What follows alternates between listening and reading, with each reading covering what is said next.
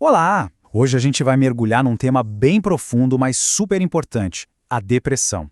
E para fazer isso, vamos usar a lente de um filme incrível, As Horas. A nossa conversa vai ser guiada por uma análise psicológica bem legal que nos ajuda a entender o que se passa na cabeça e no coração das personagens. Vamos lá! E essa frase do filme, nossa, ela já diz tudo, né? É o nosso ponto de partida. Ela resume a ideia central da história, aquela dor que fica escondida por trás de um sorriso de uma vida aparentemente perfeita. Um silêncio que, como a gente vai ver, atravessa décadas. É que a arte, e o cinema em especial, funciona quase como um espelho da alma, sabe? Ele nos dá a chance de olhar de perto comportamentos humanos bem complexos e, o mais importante, de sentir empatia. De se conectar com as lutas de personagens que, no fundo, podem ter muito a ver com a gente. E o jeito que As Horas conta essa história é genial. A gente acompanha três mulheres ao mesmo tempo: a Virginia Woolf, que está escrevendo o livro Mrs. Dalloway, a Laura Brown, uma dona de casa nos anos 40 que está lendo esse livro, e a Clarissa Vaughn, que é tipo uma senhora Dalloway dos dias de hoje. Três vidas em três tempos diferentes, mas unidas por uma dor muito parecida. Mas antes da gente entrar de cabeça nas personagens, vale a pena dar um passo para trás e pensar uma coisa. A depressão não é uma invenção de agora. Muita gente chama de o mal do século, mas a verdade é que essa angústia acompanha a humanidade há muito, muito tempo. Olha que curiosa essa linha do tempo. Lá na Grécia Antiga, o Hipócrates, o pai da medicina, já falava em melancolia e que era algo do cérebro, um desequilíbrio químico. Aí a gente passa por histórias antigas, como a de Judas, e chega nos dias de hoje com números que assustam. O que isso mostra? Que o nome muda, o jeito de entender muda, mas a dor, a experiência da depressão, essa continua mesmo através da história. E aí vem um número que, olha, é de arrepiar. A análise psicológica que a gente está usando como base estima que em 75% dos casos de suicídio, a depressão é a causa principal. 75%. É um número que mostra a urgência da gente falar sobre isso, né?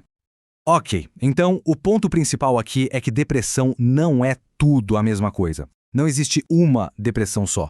É toda uma gama de condições. E para a gente entender bem o que o filme mostra, vamos dar uma olhada em algumas definições que a análise traz e que são chave para a história. Para começar, o transtorno bipolar. A grande característica aqui é essa montanha-russa de emoções. A pessoa vai de fases de muita energia, de euforia, que a gente chama de mania, para períodos de uma depressão muito profunda. É fundamental ter isso em mente para entender a Virginia Woolf. Depois vem a distimia. Pensa nela como se fosse uma nuvenzinha cinza que nunca vai embora. A pessoa vive, trabalha, faz as coisas do dia a dia, mas aquela sensação de alegria, de prazer nas coisas, ela simplesmente não aparece.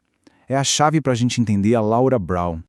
E por último, a melancolia, que também é chamada de depressão psicótica. Aqui a gente está falando do nível mais severo mesmo. A pessoa pode perder o contato com a realidade, ter alucinações. É um sofrimento extremo que vai aparecer de forma muito clara no personagem do Richard. Beleza. Agora que a gente tem essas ferramentas, digamos assim, vamos voltar para o filme e ver como ele, de forma brilhante, consegue mostrar visualmente o que se passa dentro de cada uma dessas mulheres. Olha o caso da Virginia Woolf. A análise da vida dela mostra uma combinação explosiva. Ela tinha uma predisposição genética forte e ainda sofreu traumas terríveis na infância. O filme mostra isso de um jeito muito sutil. A casa dela é sempre escura, as flores são roxas, da cor do luto, a gente vê o isolamento dela, ouve as vozes que ela ouve. É um retrato muito fiel dessa luta.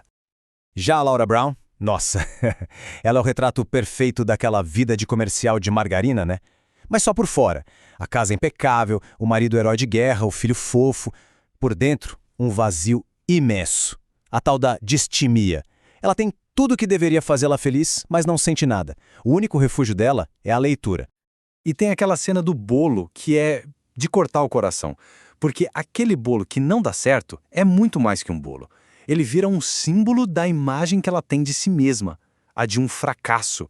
É como se ela sentisse que não consegue nutrir ninguém, nem com comida, nem com afeto. E aí, a gente chega na Clarissa. A vida dela é toda voltada para o amigo, o Richard.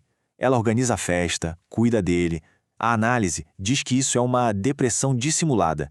Ou seja, toda essa agitação, essa dedicação ao outro, é uma maneira de não ter que olhar para o próprio vazio, para a própria vida que talvez não a satisfaça. E falar da Clarissa é, inevitavelmente, falar do Richard. É na história dele que todos os fios da trama se amarram de uma forma, de uma forma trágica. É onde o trauma, a depressão e o legado de tudo isso se encontram. O Richard é a própria melancolia em pessoa, na sua forma mais devastadora. Ele tem alucinações, se sente um fracasso total, mal consegue sair de casa. E, de novo, o cinema usa o ambiente para nos dizer algo. O apartamento dele, escuro, bagunçado, caindo aos pedaços, é um espelho perfeito do que está acontecendo dentro da mente dele. O filme vai deixando pistas, conectando as histórias aos poucos, de um jeito que a gente só entende tudo lá no final. E a resposta para essa pergunta é o que dá o soco no estômago, o coração de toda a história. Pois é, o Richard é o Hit, aquele menininho que a gente viu lá nos anos 40, observando a mãe sofrer em silêncio, o menininho que no fim foi deixado por ela. Nesse momento, tudo se conecta. E a análise psicológica mostra como uma coisa levou a outra, como uma corrente mesmo. Começou lá atrás com o abandono. Esse trauma nunca foi superado, virou um luto que não teve fim. Isso levou a uma vida inteira de comportamentos autodestrutivos, até chegar ao ato final, que para ele parecia a única forma de acabar com uma dor que durou a vida toda. E tem uma frase na análise que é bem forte, mas ajuda a gente a entender a lógica por trás de um ato tão extremo. Do ponto de vista da psicologia, o suicídio dele não foi só desistência, foi também um ato de raiva, uma espécie de vingança contra a imagem da mãe que ele carregou dentro de si por toda a vida. A mãe que ele amava, mas que o abandonou. Bom, e com tudo isso, qual é a grande mensagem que fica? O que essa teia de histórias conectadas nos diz sobre a vida, sobre a nossa experiência como seres humanos? E é aí que está a genialidade do filme, né? Ele pega 3 histórias muito particulares, de épocas e contextos diferentes, e mostra que a dor, a angústia, a depressão, isso é uma experiência humana universal, atravessa o tempo. É uma história que, de um jeito ou de outro, é de todos nós. Então, para fechar, fica aqui uma provocação para a gente pensar. Será que a arte, ao mostrar a dor do outro com tanta sensibilidade, não nos ajuda a abrir os olhos, a enxergar as histórias silenciosas que estão ao nosso redor, ou quem sabe até dentro da gente? Fica aí a reflexão. Muito obrigado pela companhia.